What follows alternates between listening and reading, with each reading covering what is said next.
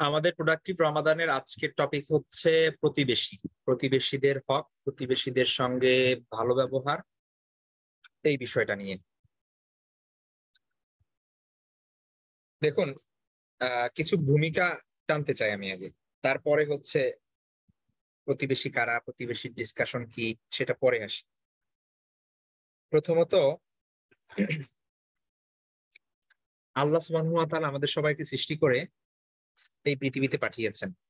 আপনি মানে একটু যদি সায়েন্স নিয়ে ঘাটাঘাটি করেন, অ্যাস্ট্রোনমি বা হচ্ছে মহাকাশ বিদ্যা নিয়ে, তখন দেখবেন যে আসলে কত বেশি গ্রহ, কত বেশি নক্ষত্র। মানুষের সংখ্যার থেকে আরো কত কোটি গুণ বেশি হচ্ছে আপনার গ্রহের সংখ্যা, নক্ষত্রের সংখ্যা, গ্যালাক্সির সংখ্যা। আল্লাহ যদি চাইতেন, খুব স্বাভাবিকভাবেই আমাদের প্রত্যেককেই আলাদা আলাদা গ্রহে প্রেরণ করতে পারতেন। ঠিক আছে, আপনাকে বানায় আল্লাহ আর একটা গ্রহে পাঠাতেন, আমাকে বানায় আর একটা গ্রহে পাঠাতেন। তো এবং বলতেন যে এই যে এখান থেকে গাছ গাছালি আছে, ফলমূল আছে, এখান থেকে খাবা, এখানে পানি আছে, এখান থেকে খাবা, আর তোমার কাজ হচ্ছে শুধু ইবাদত করা।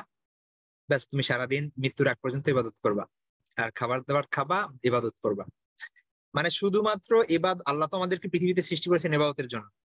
আর শুধু যদি ইবাদতটাই মাকসাদ হতো, তাহলে আল্লাহ তো পারতেন আমাদেরকে আলাদা করে আর একটা জায়গায় দিতে, সবাইকে ভিন্ন ভিন্ন গ্রহে পাঠাইতে। সেটা করেন নাই। আল্লাহ কি করেছেন? আল্লাহ আমাদেরকে একটা জায়গায় পাঠাইছেন, এবং এখানে পাঠিয়ে ফ্যামিলি বানাইছেন, একটা সমাজ দিয়েছেন, তাই না? বিভিন্ন গোত্র দিয়েছেন। আল্লাহ বলেছেন যে আল্লাহ আদম আলাইহিসসালাম থেকে এবং হাওয়া থেকে যে সমস্ত পৃথিবীর মানুষকে সৃষ্টি করেছেন এক জোড়া হতে, অর্থাৎ আদম আলাইহিস সালাম তার ওয়াইফ থেকে। এবং তিনি কি করেছেন? বিভিন্ন গোত্রে, বিভিন্ন সম্প্রদায়ে বিভক্ত করেছেন মানুষকে, বিভিন্ন ভাষা দিয়েছেন, বিভিন্ন শরীরের কালার দিয়েছেন, বিভিন্ন বিভিন্ন পার্থক্য দিয়েছেন। এগুলো দিয়েছেন এই জন্যই যেন তিনি যেন দুইটা কারণ। একটা হচ্ছে আমরা যেন একে অপরকে বুঝতে পারি, একে অপরকে জানতে পারি, একে অপরের মধ্যে যেন আল্লাহর সৃষ্টি অনুধাবন করতে পারি। এবং ফাইনাল কারণ হচ্ছে এগুলো সবকিছু আমাদের জন্য টেস্ট, পরীক্ষা। ঠিক আছে? তো তার মানে হচ্ছে আপনি একটা ফ্যামিলিতে, আল্লাহ সুবহানাহু ওয়া তাআলা আপনাকে দিয়েছেন এই পৃথিবীতে বিশেষ একটা উদ্দেশ্যে। কেয়ামতের দিন আপনি যদি একটু কোরআনের দৃষ্টিপাত করেন, তাহলে দেখবেন কেয়ামতের দিনে আসলে ফ্যামিলির বিষয়টা কি হবে। কোরআন কোরআন পড়বেন, দেখবেন আল্লাহ সুবহানাহু ওয়া তাআলা বলছেন, ইয়াউমা ইয়াফিরুল মারউ মিন আখিহি ওয়া উম্মিহি ওয়া আবিহি ওয়া সাহিবাতিহি ওয়া বানি লিকুল্লি ইমরিইম মিনহুম ইয়াউমা ইদিন শাআনুন ইউগনি। বাবা মা, ভাই বোন, তারপরে হচ্ছে হাজবেন্ড ওয়াইফ, কিয়ামতের দিন একজন আরেকজনকে দেখে ভাগবে, পালাবে। আল্লাহ বলছেন ইয়াউমা ইয়াফিরু, ইয়াফিরু মানে হচ্ছে পলায়ন করা। ইয়াফিরুল মারউ, লোকজন ভাগবে, মিন আখিহি তার ভাই হতে, ওয়া উম্মিহি মা হতে, ওয়া আবিহি তার বাবা হতে, ওয়া সাহিবাতিহি তার স্ত্রী হতে, ওয়া বানি তার সন্তান হতে। তার মানে এই যে এত আপনার মা আপনার জন্য এত কিছু করছে, আপনি আপনার সন্তানের জন্য এত কিছু করছেন, কিন্তু কিয়ামতের দিন আপনি দেখে পালাবেন। এবং যদি আল্লাহ না করুক যদি এমন হয় যে একটা নেকির জন্য, একটু আমলের জন্য জান্নাতে যেতে পারছেন না, কেউ একজন আর একজন হেল্প করবে না, আপনি বলবেন না ইস আমার একটু দিয়ে দিই তাকে, আপনি ভাগবেন যে ইস আমার হাতে না নিয়ে যাইস। তো এই যে মায়ার বন্ধন, এই যে ভালোবাসা, এই যে কানেকশন, অ্যাটাচমেন্ট আমাদের পরিবারের একজন আরেকজনের সঙ্গে, রক্তের সম্পর্ক বা আত্মার সম্পর্ক, এগুলো সবই মূলত আল্লাহ সুবহানাহু ওয়া তাআলা দিয়েছেন দুইটা কারণে। যদি আমরা মেইনলি দেখি পারপোজ, নাম্বার এক, এই বন্ধন যদি না থাকতো তাহলে পৃথিবীর যে সিস্টেম এটা ঠিক থাকতো না। মায়ের অন্তরে আল্লাহ সন্তানের জন্য যে ভালোবাসা দিয়েছেন, একটু চিন্তা করুন, এই ভালোবাসা যদি না দিত, তাহলে মানে অধিকাংশ সন্তান সে বড়ই হইতে পারতো না, বাচ্চা থাকতে মারা যাইত। একটা বাচ্চা জন্ম হওয়ার পরে তার যেই ইন্টেন্সিভ কেয়ারটা দরকার হয় তার একটা বয়স পর্যন্ত, ঠিক আছে, এই মা বারবার রাত্রে না ঘুমিয়ে তার খেয়াল করতেছে, তার ময়লা পরিষ্কার করতেছে, তাকে খাবার দিচ্ছে, এটা মায়ের কোনো কষ্ট ফিল করতেছে না, কারণ আল্লাহ তার ভিতর সেই মমতা দিয়ে দিয়েছে। এই মমতা যদি আল্লাহ না দিতেন, তাইলে মা ঘুমায় থাকতো একদিকে আর বাচ্চা কাঁদতো আর একদিকে, সকালে উঠে দেখতো মারা গেছে অলরেডি। মানে এমন অবস্থা হইতো আর কি। তো এই বন্ধন এগুলো আল্লাহ দিয়েছেন, একটা টান দিয়েছেন, এগুলো এই পৃথিবীর এই দুনিয়ার সিস্টেম, এই নিজাম ঠিক রাখার জন্য। এটা হচ্ছে নাম্বার ওয়ান। দ্বিতীয় এবং মেইন পারপাস যেটা, সেটা হচ্ছে পরীক্ষার জন্য। আপনার চারপাশে অনেক মানুষ আছে, কেউ আপনার ভাই, কেউ আপনার বোন, কেউ আপনার বাবা, কেউ আপনার মা, কেউ আপনার অন্যান্য ফ্যামিলি মেম্বার, সন্তান, কেউ আপনার প্রতিবেশী, কেউ আপনার আত্মীয়, কেউ কাছের আত্মীয়, কেউ দূরের আত্মীয়, কেউ রক্তের সম্পর্কের আত্মীয়, কেউ বৈবাহিক সম্পর্কের আত্মীয়। এইভাবে চারপাশে আপনার অসংখ্য মানুষ, আমরা সমাজে বাস করি, এই বিভিন্ন ভাবে আল্লাহ সুবহানাহু ওয়া তাআলা চারিপাশে মানুষ দিয়ে রেখেছেন। আপনার বুঝতে হবে যে এই সবকিছু হচ্ছে আপনার পরীক্ষার জন্য। আপনি এই পৃথিবীতে আপনার মন মতো সবকিছু পাবেন না। আপনার প্রতিবেশী হয়তো একটা ডিস্টার্বিং প্রতিবেশী হবে, আপনার ফ্যামিলি মেম্বারের কেউ একটা সারাদিন বিরক্ত করবে আপনাকে, আপনার শ্বশুর বাড়ি আপনার মনের মতো হবে না, শ্বশুর বাড়ি মনের মতো হলে হাজবেন্ড মনের মতো হবে না, হাজবেন্ড মনের মতো হলে হয়তো সন্তানাদি কেউ একটা উল্টাপাল্টা করবে, তা আপনার কথা শুনবে না। ফ্যামিলি সবকিছু ঠিকঠাক থাকলে দেখবেন আল্লাহ এমন একটা অসুখ দিয়েছে, এটার জন্য আপনি কান্নাকাটি করতেছেন। এইটা ঠিক থাকলে আপনি দেখবেন যে আল্লাহ আপনাকে খুবই গরিব বানাইছে, খুব অর্থ সম্পত্তি দেয় নাই। মানে যেটা বলতে চাচ্ছি সেটা হচ্ছে যে এই পৃথিবীতে এই সব কিছুর মূল উদ্দেশ্য হচ্ছে আপনাকে পরীক্ষা করা। কোরআন দেখুন, সূরা বাকারার আল্লাহ বলছেন, ওয়ালানাবলুওয়ান্নাকুম বিশাইইম মিনাল খাউফি ওয়াল জুই ওয়া নাকসিম মিনাল আমওয়ালি ওয়াল আনফুসি ওয়াস সামারাত। আল্লাহ বলছেন যে আমি অবশ্যই অবশ্যই তোমাদেরকে পরীক্ষা করব, অবশ্যই অবশ্যই তোমাদের পরীক্ষা করব। এটা প্রত্যেকেই আমরা আজকে মাথার ভিতরে ঢুকাই নি। এটা এই পৃথিবী জান্নাত না। আপনি সবকিছু অ্যাবসলিউটলি মানে ফাইন সবকিছু পাবেন না। আপনার লাইফে আল্লাহ ইচ্ছা করে কষ্ট দিবে আপনাকে, আল্লাহ কষ্ট দিবে আপনাকে কোনো একভাবে। আপনি দেখবেন যে সবকিছু ওকে, কিন্তু হঠাৎ করে আপনি সবকিছু ভেঙে চুরে শেষ। আপনি যেই প্ল্যান করতেছিলেন সব প্ল্যান হঠাৎ উল্টাপাল্টা হয়ে গেছে। আপনি সারা জীবন যে স্বপ্ন দেখে আসছিলেন হঠাৎ দেখবেন সে স্বপ্ন মাটি হয়ে গেছে। হঠাৎ কোনো বিপদ চলে আসছে, হঠাৎ এই সমস্যা হয়ে গিয়েছে। এটা আল্লাহ দিচ্ছে। আল্লাহ বলছেন ওয়ালানাবলুওয়ান্নাকুম বিশাইইম মিনাল খাউফি ওয়াল জুই ওয়া নাকসিম মিনাল আমওয়ালি ওয়াল আনফুসি ওয়াস সামারাত। আল্লাহ অবশ্যই অবশ্যই তোমাদেরকে পরীক্ষা করব। আল্লাহ বলছেন আমি অবশ্যই তোমাদেরকে পরীক্ষা করব। কিভাবে?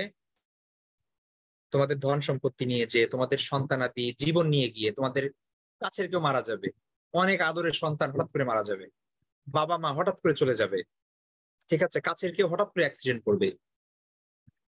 আল্লাহ সুবহানাহু ওয়া তাআলা তারপরে বলছেন যে ধন সম্পদ নিয়ে, রিজিক নিয়ে, তারপরে হচ্ছে ফসল ফলা, তারপরে হচ্ছে মানে ফসল টসল এগুলোর কথা বলছেন আল্লাহ সুবহানাহু ওয়া তাআলা। কোনো কিছু নিয়ে আপনার জীবন থেকে আল্লাহ আপনাকে পরীক্ষা করবে যে দেখি তুমি কি করো। আল্লাহ বলছেন ওয়াবাশশিরিস সাবিরিন, যারা ধৈর্যশীল, যারা ধৈর্য ধারণ করে তাদেরকে সুসংবাদ দাও। তো এখানে আমি এত কিছু বলছি এই কারণে যে দেখুন আমাদের অনেক সময় দৃষ্টি থাকে খুব ছোট, চারপাশ, এই দুনিয়া, আমার আনন্দ, ব্যাস এইটুকুই নিয়ে আমি ভাবি। আমি সুন্দর একটা ঘর আমার আছে, আমার একটা সুন্দর পরিবার আছে, কিছু খাবার দাবার হচ্ছে, মানে আল্লাহ রিজিকের ব্যবস্থা হচ্ছে, ব্যাস আমি হ্যাপি। আমি এর থেকে, এর বিয়ন্ড আমি চিন্তা করার ক্যাপাবিলিটি রাখি না। এমন একটা অবস্থায় আমরা আছি সবাই। ব্যাস এইটুক। আমার এই ছোট্ট জিনিসে যদি কোনো প্রবলেম হয় আমি মনে করি সব ভেঙে পড়ছে। কিন্তু আপনার চিন্তা করতে হবে অনেক দূরে, এই দুনিয়ার বাইরে গিয়ে, যে এই পৃথিবীতে আল্লাহ সুবহানাহু ওয়া তাআলা আপনাকে খুবই অল্প সময়ের জন্য পাঠাইছে। হাদিসের মধ্যে আছে যে সমুদ্রের মধ্যে, সমুদ্রের সামনে গিয়ে যদি আপনি সমুদ্রের মধ্যে একটা আঙ্গুল ভিজান, তারপরে সেই আঙ্গুলে যতটুকু পানি আসবে আখিরাতের তুলনায় এই দুনিয়া ততটুকু বা তার থেকেও কম। ক্যান ইউ ইমাজিন যে আপনি সমুদ্রের আঙ্গুল ভেজালে আপনার একটা আঙ্গুলে কতটুকু পানি আসবে? এই পানিটুকু হচ্ছে এই দুনিয়া। এই দুনিয়ার জন্য আমরা কি না করছি, আমরা কত প্ল্যান করছি, কত স্যাক্রিফাইস করছি, কত ঝগড়া বিবাদ মারামারি কাটাকাটি, মানে সালিশ বিচার, কেস কাছারি, কত কিছু করছি। এই সব করতে গিয়ে আসল যে সমস্যা হচ্ছে সেটা হচ্ছে আমার পরকালের কাজ, মানে পরকাল থেকে আমি দূরে চলে যাচ্ছি এবং একটা ব্যারিয়ার হয়ে গেছে। আমি এখন পরকাল দেখি না তাকাইলে, আমি দেখি হচ্ছে, আমি সর্বোচ্চ দেখি হচ্ছে আমি বুড়া হব, সর্বোচ্চ দেখি হচ্ছে আমার বাচ্চা বড় হবে, সে বিবাহ শাদী করবে, তাকে বিবাহ শাদী দিব, তার একটা ভালো লাইফস্টাইল হবে। এই সবার বাবা মার একটাই ইচ্ছা যে সন্তানাদি মানে মানুষ করব, মানুষ করে তারা তাদের একটা পর্যায়ে দাঁড় করাই দিব, ব্যাস তারপরে আমি এই শেষ। সবার হচ্ছে এই প্ল্যান, ঠিক আছে? তো এইখানে বুঝতে হবে যে আসলে সিস্টেমটা আমরা আমরা শয়তান আমাদেরকে দিয়ে কিভাবে ট্রিক খাটাচ্ছে, আমাদের আমাদের কোথায় আমাদেরকে আবদ্ধ রাখছে, আমরা কি চিন্তা করছি। তো যখন আপনার চিন্তাটা এই দুনিয়া কেন্দ্রিক হয়ে যাবে, আপনি যখন পরকালকে আপনার ফোকাস থেকে বের করে দিবেন, আপনি যতদূর দৃষ্টি দেন শুধু দুনিয়া দুনিয়া দুনিয়া, পরকালের কথাটা চিন্তা করেন না, তখন আপনি দেখবেন যে এই সমস্যাগুলো তৈরি হবে। আপনার প্রতিবেশীর সাথে আপনার ঝগড়া হবে, আপনার আত্মীয়তার সম্পর্ক ঠিক থাকবে না, আপনার ফ্যামিলি মেম্বারদের মধ্যে ঝামেলা হবে। ঠিক আছে? ওই আত্মীয় আপনাকে কল দেয় না, এই জন্য আপনি কল দিবেন না। সে তা আপনার বাসায় আসে না, এই জন্য আপনি তার বাসায় যাবেন না। ও তার অনুষ্ঠানে দাওয়াত দেন না, এই জন্য আপনি দিবেন না। কারণ আপনি সব হিসাব করছেন এই দুনিয়া কেন্দ্রিক, এই দুনিয়ার লাভ, এই দুনিয়ার ভালো লাগা, এই দুনিয়ার সম্মান। প্রতিবেশী সে আমার খোঁজ খবর নেয় না, আমি তো একটা নিব না। সে আমার বাসার সামনে গাড়ি পার্কিং করে রাখে, এই জন্য আমি তার বাসার সামনে ময়লা ফেলাবো। ঠিক আছে? আমি ছোটখাটো বিষয় নিয়ে তার সঙ্গে ঝগড়া করব, কারণ আমি দেখছি দুনিয়ার চিন্তা। ঠিক আছে? এটা হচ্ছে আমার ফোকাসে আছে। কিন্তু যখন আপনি এইটার বাইরে গিয়ে যখন চিন্তা করবেন, আপনি যখন চিন্তা করবেন যে হাদিসের মধ্যে আছে, রাসূল সাল্লাল্লাহু আলাইহি ওয়াসাল্লাম বলছেন, মান কানা ইউমিনু বিল্লাহি ওয়াল ইয়াউমিল আখির ফালইউকরিম জারাহু। কেউ যদি আল্লাহ এবং পরকালকে বিশ্বাস করে, সে যেন তার প্রতিবেশীর খেয়াল রাখে, সে যেন তার প্রতিবেশীকে সম্মান করে। মান কানা ইউমিনু বিল্লাহি ওয়াল ইয়াউমিল আখির ফালা ইউদি জারাহু। কেউ যদি আল্লাহ এবং পরকালকে বিশ্বাস করে, সে যেন তার প্রতিবেশীকে কষ্ট না দেয়। হাদিসের মধ্যে আছে, রাসূল সাল্লাল্লাহু আলাইহি ওয়াসাল্লাম বলছেন, ওয়াল্লাহি লা ইউমিনু ওয়াল্লাহি লা ইউমিনু ওয়াল্লাহি লা ইউমিনু। আল্লাহর কসম ওই ব্যক্তি ঈমান আনে নাই, আল্লাহর কসম ওই ব্যক্তি মুমিন না, আল্লাহর কসম ওই ব্যক্তি মুমিন না। সাহাবারা প্রশ্ন করলেন, হে আল্লাহর রাসূল, কোন ব্যক্তি? রাসূল সাল্লাল্লাহু আলাইহি ওয়াসাল্লাম বললেন, আল্লাযী লা ইয়ামানু জারুহু বাওয়াইকাহু। যার যার কষ্ট দেওয়া হতে, মানে যার অত্যাচার থেকে তার প্রতিবেশী নিরাপদ না, যার মুখ থেকে, যার হাত থেকে, যার আচরণ থেকে প্রতিবেশী নিরাপদ না। এখন কথা হচ্ছে, আমার প্রতিবেশী খারাপ, আমি কিভাবে তার সাথে ভালো ব্যবহার করবো? হাদিসের মধ্যে আছে, রাসূল সাল্লাল্লাহু আলাইহি ওয়াসাল্লাম বলছেন, সিলমান কত আকা ওয়াফু আম্মান দলামাকা ওয়াহসিন ইলামান আসা ইলাই। তার সাথে তুমি আগে গিয়ে সম্পর্ক করো যে তোমার সঙ্গে সম্পর্ক ছিন্ন করে, যে তোমার উপর জুলুম করে তাকে তুমি মাফ করে দাও, যে তোমার উপর অবিচার করে তার সাথে তুমি ভালো ব্যবহার করো। হাদিসের ভাষা এই। কারণ কি? কারণ একজন মুমিনের ফোকাস থাকবে পরকাল। আপনি যদি আজকে আপনার প্রতিবেশীকে ক্ষমা করতে পারেন, আল্লাহ আপনাকে ক্ষমা করবে। আপনি যদি আপনার প্রতিবেশী এত খারাপ হওয়া সত্ত্বেও, অত্যাচারী হওয়া সত্ত্বেও যদি আপনি তার খোঁজ খবর রাখেন, তার সাথে ভালো ব্যবহার করেন, এর প্রতিদান এই পৃথিবীতে না। আপনি চিন্তা করতেছেন যে ও আমাকে দাওয়াত দিল না, এই জন্য আমি দাওয়াত দিব না, ও আমার কথা শুনলো না, এই কারণে আমি তার কথা শুনবো না। এই দুনিয়া চিন্তা করতেছেন। আপনি চিন্তা করতে হবে বিয়ন্ড, অনেক দূরে। আপনার চিন্তা করতে হবে পরকালে আল্লাহ আপনার জন্য কি প্রতিদান রাখছে সেটা। যখন আপনি ওই চিন্তা করবেন, তখন এই দুনিয়া আপনার কাছে খুব ছোট মনে হবে। আপনার কেউ গালি দিলেও আপনার কাছে কিছু মনে হবে না, কেউ ঝগড়া করলে আপনার কাছে কিছু মনে হবে না, কেউ আপনার জোর করলে আপনি দিয়ে দিবেন তাকে যে আচ্ছা ঠিক আছে ভাই, মাপ চাই, আমার তোমার সাথে ঝগড়া করে আমার পরকাল নষ্ট করবো না, আমি ধৈর্য ধরি, আল্লাহ আমাকে বেটার দিবে। তো যখন একটা একটা মুমিনের পুরো লাইফ হবে আখিরাত এবং আল্লাহকে কেন্দ্র করে। দেখুন, এই কারণে হাদিসের মধ্যে বারবার আল্লাহ রাসূল কোনো কিছু বললেই আল্লাহ পরকাল, আল্লাহ পরকাল, মান কানা ইউমিনু বিল্লাহি ওয়াল ইয়াউমিল আখির ফালইউকরিম দাইফাহু, মান কানা ইউমিনু বিল্লাহি ওয়াল ইয়াউমিল আখির ফালিয়াকুল খায়রান আও লিয়াসমুত। এমনকি মানে চুপ থাকার কথা আল্লাহ বলছেন, রাসূল সাল্লাল্লাহু আলাইহি ওয়াসাল্লাম বলছেন যে যে ব্যক্তি আল্লাহ এবং পরকালকে ভালোবাসে, মানে বিশ্বাস করে, সে যেন ভালো কথা বলে, অন্যথায় চুপ থাকে।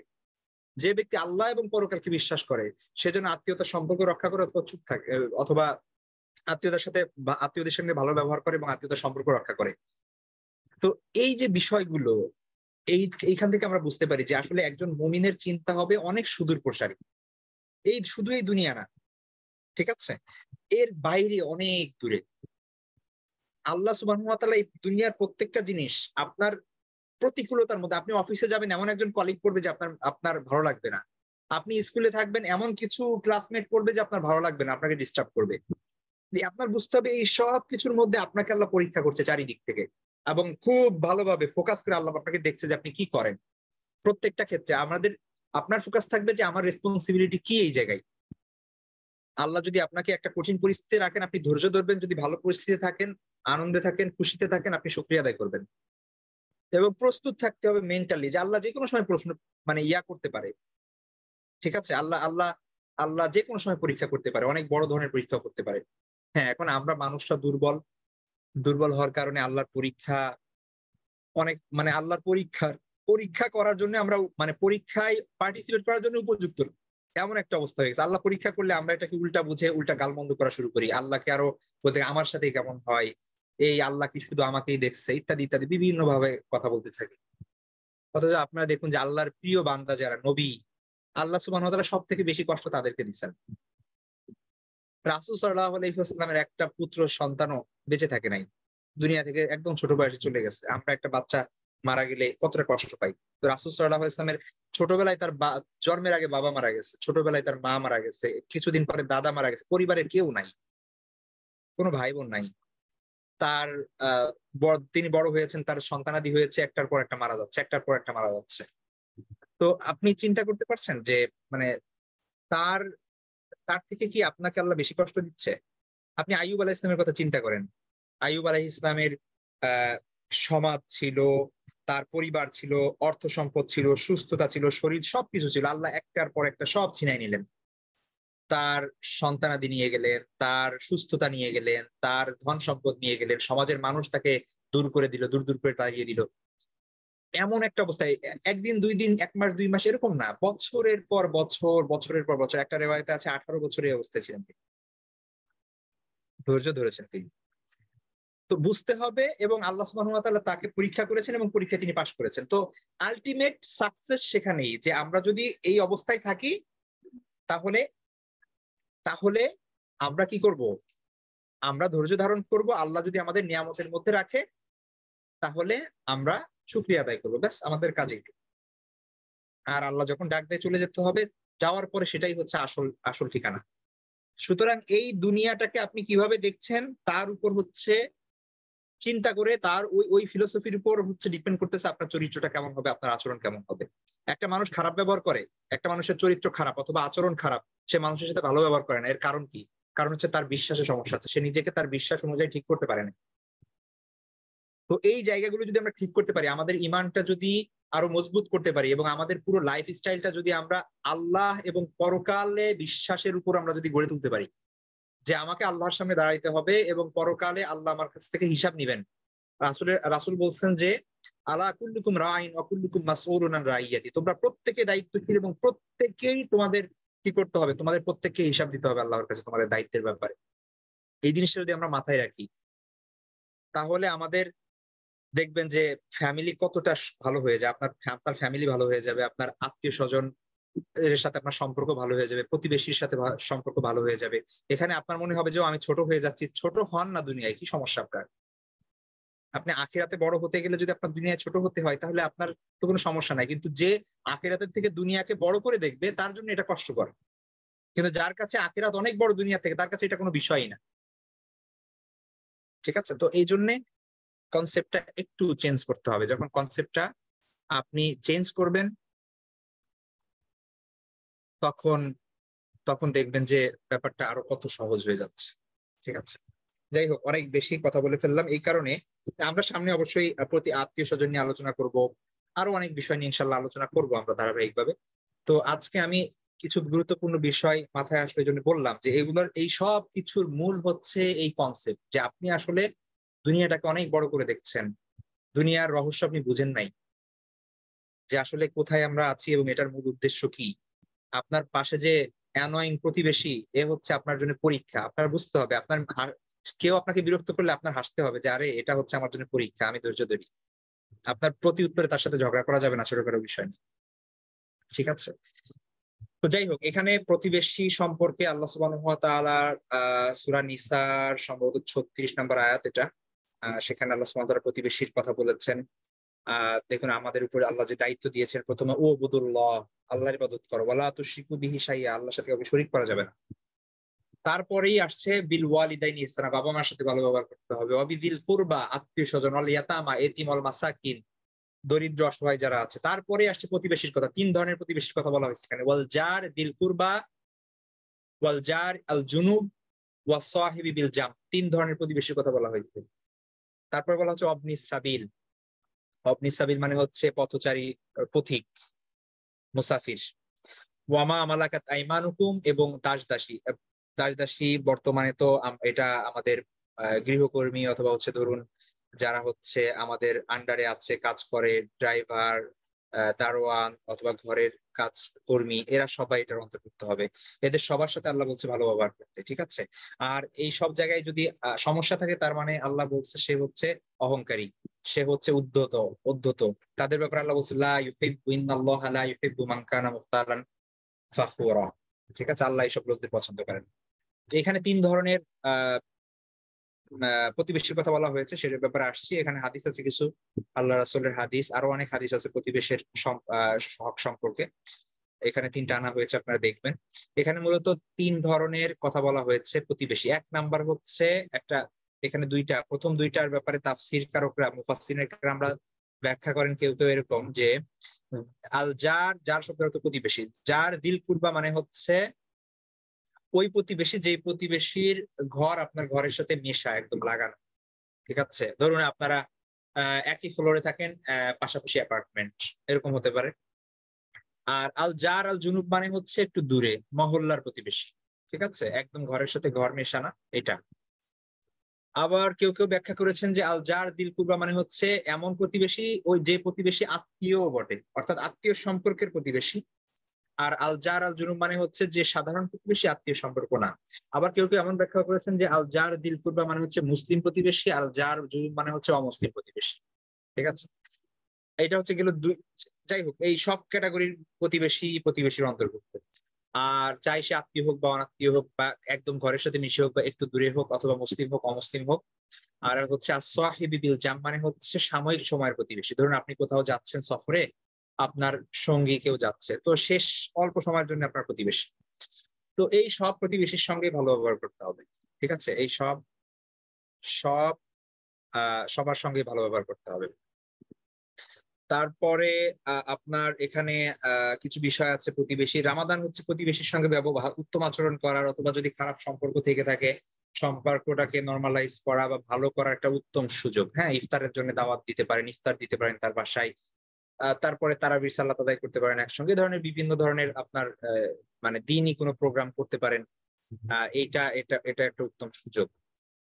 আর হচ্ছে ছোটখাটো বিষয় প্রতিবেশীর সাথে ঝগড়া করা, মানে স্বার্থপরতা, ছোটখাটো বিষয় নিয়ে স্বার্থ দেখানো, এইসব বিষয়ে ঝগড়া বিবাদ করা, বা শত্রুতা রাখা, হিংসা বিদ্বেষ, এই ধরনের জিনিসগুলো কখনোই যেন আমাদের মধ্যে না থাকে। প্রতিবেশীর কোনো আনন্দের বিষয় হলে তাকে অভিনন্দন জানানো, কোনো কষ্টের বিষয় হলে, বেদনার বিষয় হলে তাকে সান্ত্বনা দেওয়া, এই ধরনের বিষয় খেয়াল রাখতে হবে আমাদের। হ্যাঁ, আর এই হচ্ছে বিষয় আজকের। ইনশাল্লাহ নেক্সট ক্লাসে আবার অন্য একটা টপিক নিয়ে আমরা আলোচনা করব। প্লাস হচ্ছে আমাদের 50% কোরআনিক আরবিক বিষয় নিয়ে আলোচনা থাকবে।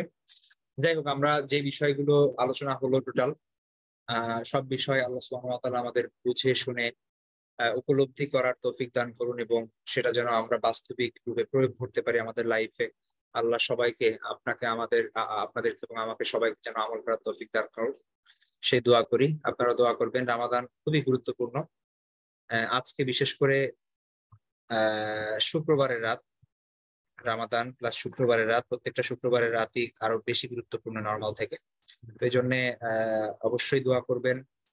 কিছু সালাত পড়ার চেষ্টা করবেন, এক্সট্রা সালাত পড়ার চেষ্টা করবেন, কিছু তেলাওয়াত করলেন রাত্রে, একটু আর্লি, এখনই ঘুমিয়ে পড়ে একটু আর্লি ওঠার চেষ্টা করবেন ইনশাল্লাহ।